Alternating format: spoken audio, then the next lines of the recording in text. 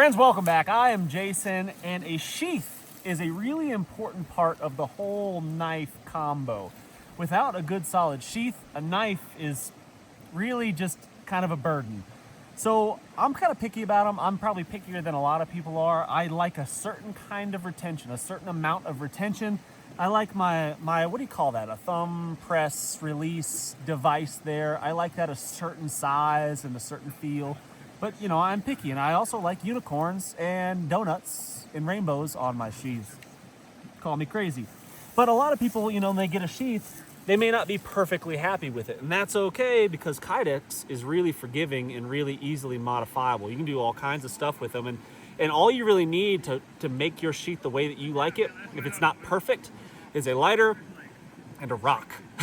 Sandpaper works too, but a rock is just fine. So I'll take my knife out and I'll sit it carefully right here where I know where it is. And then I'll take my rock here, or any really surface. I could use this one right here closest to the camera, I guess. That's fine. And if I want this shaved down just a little bit so it's not protruding out so much, maybe my shirt's catching on it or something like that, just grind it down a little bit. And I get it just the way I want it. And Kydex is really easy material to work with. I know I'm sending microplastics into the environment and the whales are gonna ingest it one day. I know, but we're making this thing just right. So I just shave that down a little bit, clean it off. And if I wanted to clean it up with some like finer grit sandpaper when I get home or something like that, that's easy enough to do. But in the field, that's what I would do right there. And now it's kind of the size and shape that I want. And then let's say, you know, the retention on this was too much or too little. It's really easy to, this one's actually perfect for me because I don't ever want something to fall out no matter what. But if, like for example, I actually changed this knife before I came out here. I ground the knife scales down to make it thinner. And I thought it was gonna mess with the retention on the sheath, but it didn't. It's perfect because this one locks in on that finger guard right there. So it's perfect. But if I was unhappy with my sheath retention, all you gotta do is just heat up, without wind, preferably, is just heat up a little bit of the section right here where where the knife inserts into the sheath, where that finger guard is.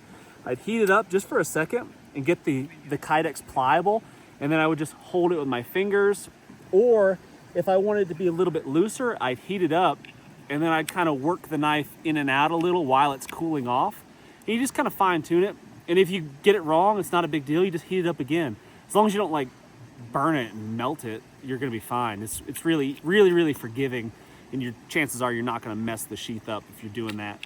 So that's how I modify my sheaths to get them the way I want them. If you like this knife and you're interested in knives of this nature, this one comes from Bear Forest Knives.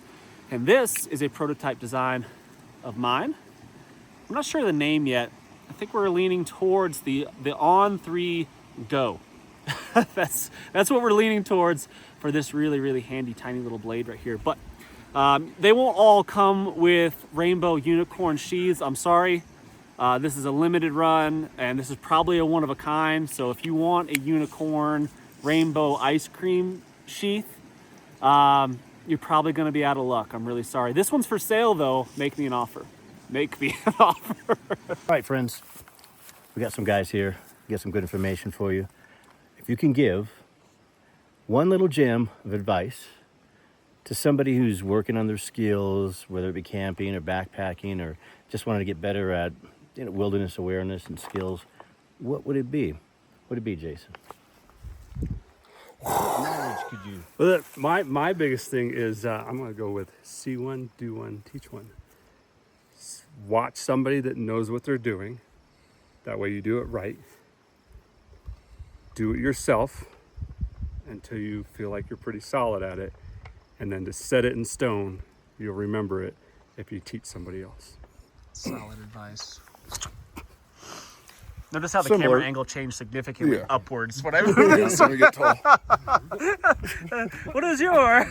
I would say it's similar. Just always be a student. Always want to learn, and never think you know it all, because you always got something to learn.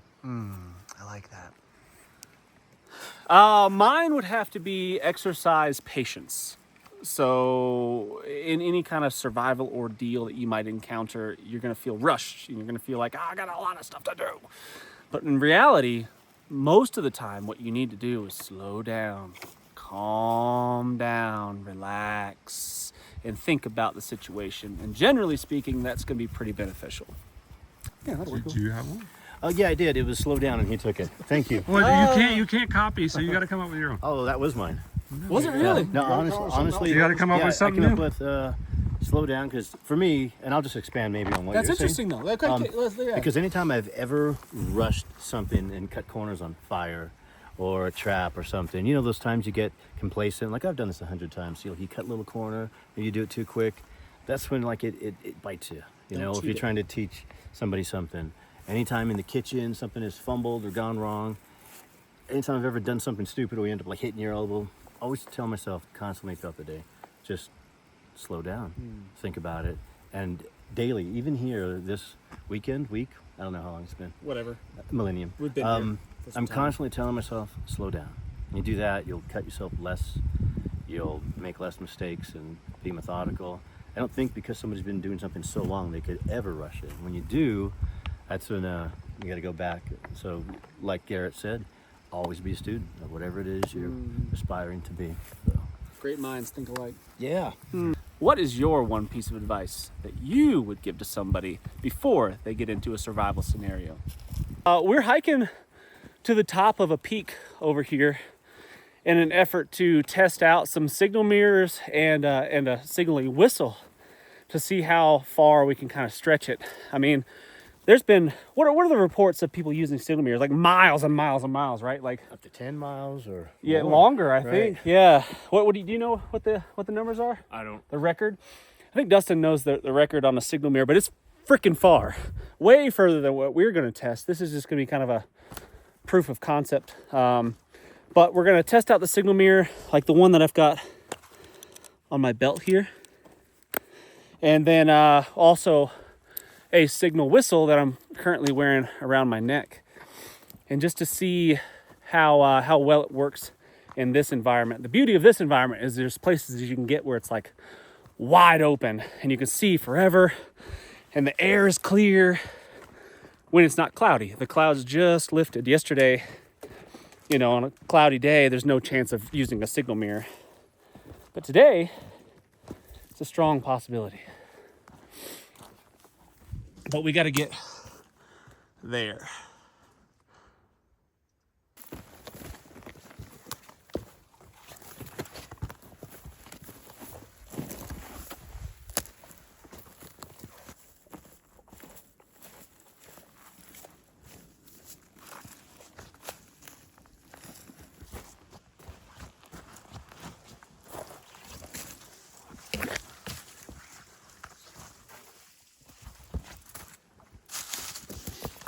Little barrel cactuses yesterday, but they were the pincushion ones.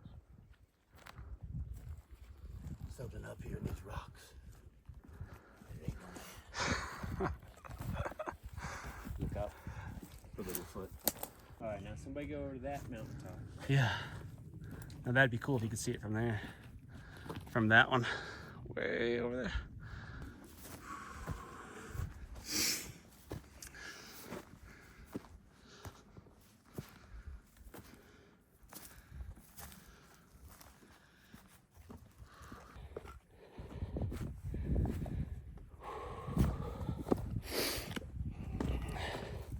I know.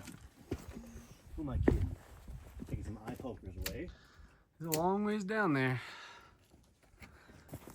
Oh yeah.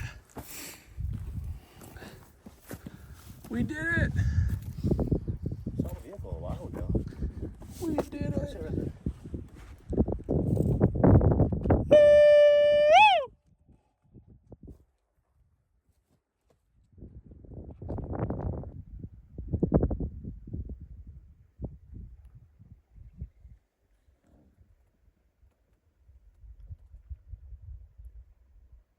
You think?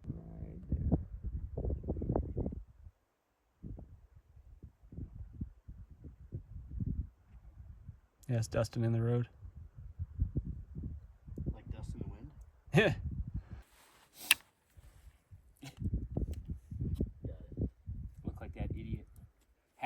backwards going like this.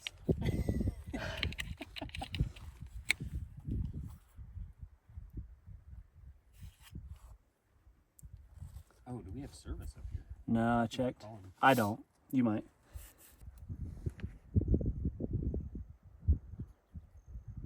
So flat across. Hey, they got it. What kind of jerk would not respond to shaving a haircut?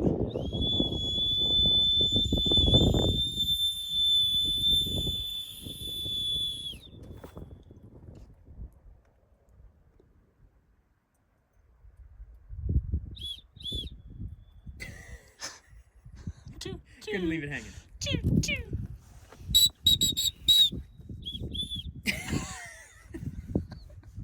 Record for a second. There it is. Oh, that's gotta get him. That doesn't get enough.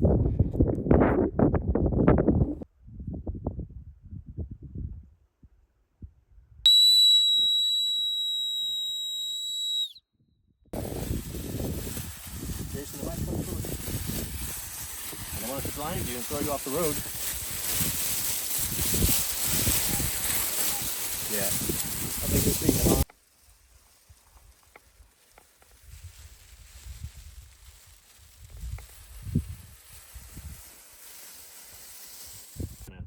Projects up this way. Yeah.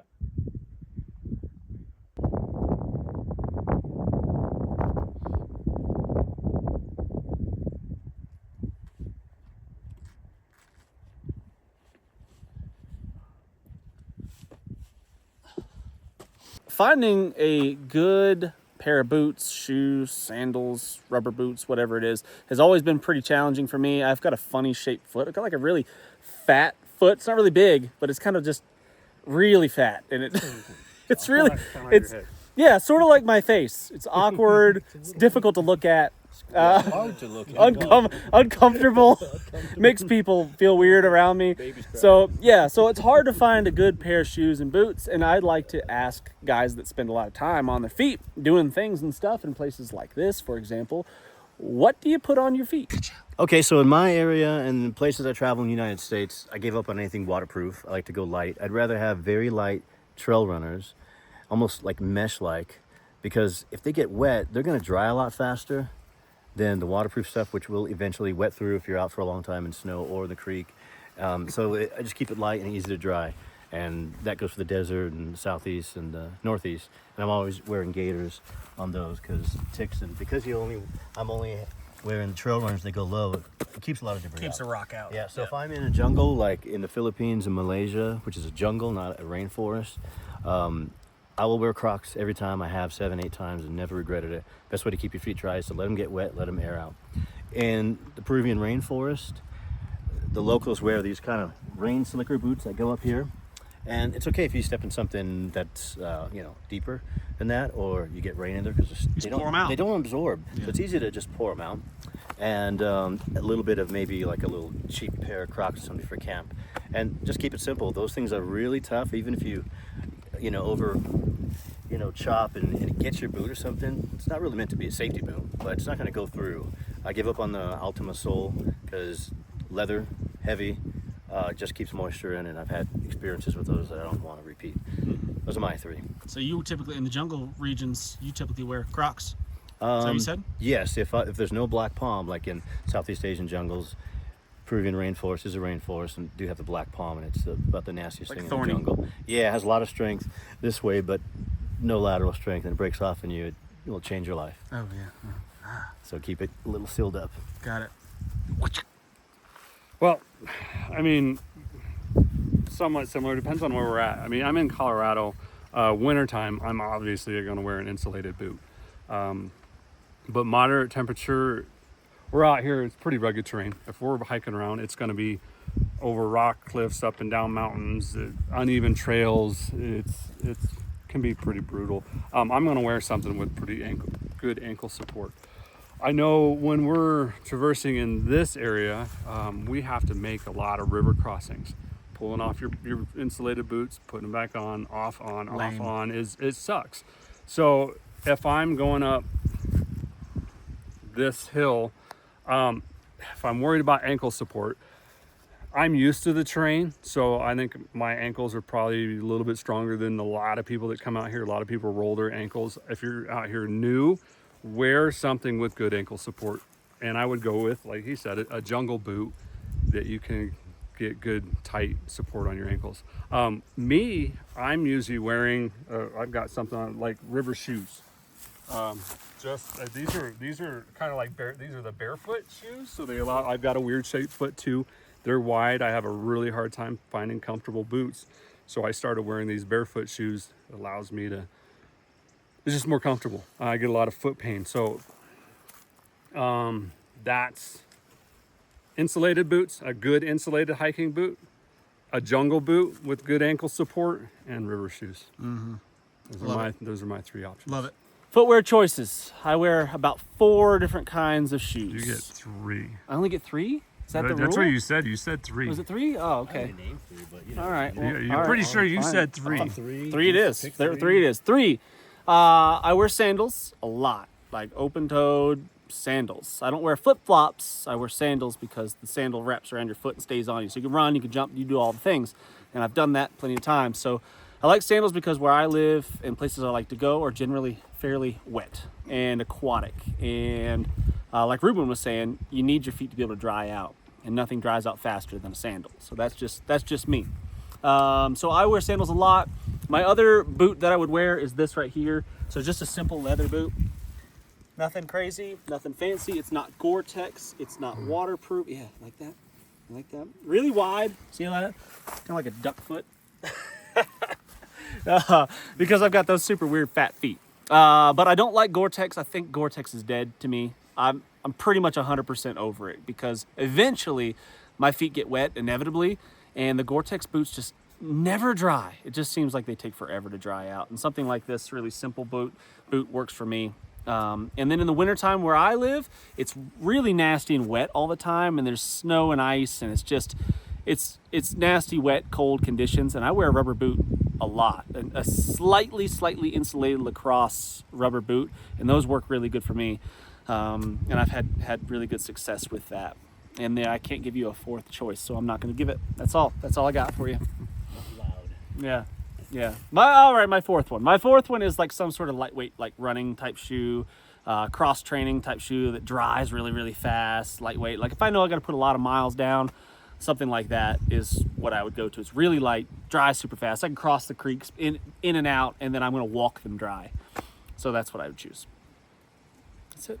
What are your choices? Top footwear. It's a hard thing to find, so let us know in the comment section what has worked for you. You get one knife, you get one choice for all conditions, all climates, the rest of your life. What's it going to be? For me, it's going to be a long blade. You can do a lot with it, just about in every environment. What kind of long blade? I'm not thinking so much of a machete, but something a little shorter and thicker, like a kukri. I've been using that for a long time, or a bolo from the Philippines. Yeah, long blade. That's it. Heavier bladed, long. Right. Sword. Yes. No, we're not like, Inigo Montoya kind of thing, but we could. Long blade for me. Okay, I like it. I'm gonna go with a short blade. I think I'd prefer like a 5-inch blade. I just do a lot of fine tasks, small things with it. So if I need a big hunk of wood, I'm just gonna go find a big hunk of wood that's on the ground. A smaller blade, more agile. I'm clumsy. Clumsy, yeah. So I'm gonna use something where I'm not gonna chop any body parts off. Got it. Any specific kind of grind you like? No, I'm not a knife snob. Yeah. You give me a hunk of metal, I'm gonna make it work. Thing, you like it, I want it to be extra steady. I got you. Yeah. Talk to me. I'm easy. 7 to 10 inch buoy, 3/16 thick, well balanced, good for everything. Not Big the old- master of anything, Big old Bowie knife. but good at everything. I like it. What is your number one knife? I actually I happen to have it on me. This is your number one choice for all things This ever. is an all environmental knife, so it's just a Slender. slender blade, cylinder profile this way. It's almost wider in that. Yeah, this is a great like chopper, skinner, stabber, toothpick. It's I think this is all in one. I think this is the all environment, multi-environment, seasonal, all around blade right here. This is the one. I love it. This one you cannot get though. This is not for sale. Well, everything This has is a Bear a price. Forest custom Everything has a quarter price. inch, Everything goes up. beautiful scales. Love it. I like it. Talk to me. Best knife? No, you only get one. Only get one. Man, I had really good experience with the Buck Hoodlum. So I gotta go that. What's that look like? It's what's got like 9 or 10-inch blade, little cant in the handle, great for chopping. It's made from 5160. I've driven it through logs, batoned it, looked like it was about to bend and break, and popped out the other side straight. So Nice. yeah, for me, that's my go-to. Okay. It's my truck knife. Keep it, just in case. Love it. Who did I give everybody? All right, my if I only had to pick one, I'd like to pick a machete, but difficult to carry in a lot of places. So I would pick a small fixed blade knife, something with a 3-4 inch blade, 4-inch handle, something like that, pretty sturdy, 1/8 inch thick, something like that, with a convex edge. That's what I would do. That's my jam. That's how I roll. What would you pick? That's a scary one, bro. Because it drops off again. Mole. This whole thing could go right here. All it takes is a 155-pound dude. Send this whole giant thing over. That's awesome. I bet the view up here on a clear day is pretty great. Yeah. That one to your left looks pretty epic. Yeah, you have to drop me down. Yeah, I could toss down everything. Yeah, All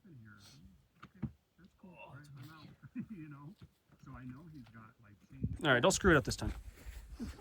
Really give it a whirl. on 3. 1, 2, 3, go. 1, 2, 3. 1, 2. I felt good about it. It felt pretty good. I had a decent feeling. Oh yeah. Yeah, I've got a couple of feet there. Wait for it.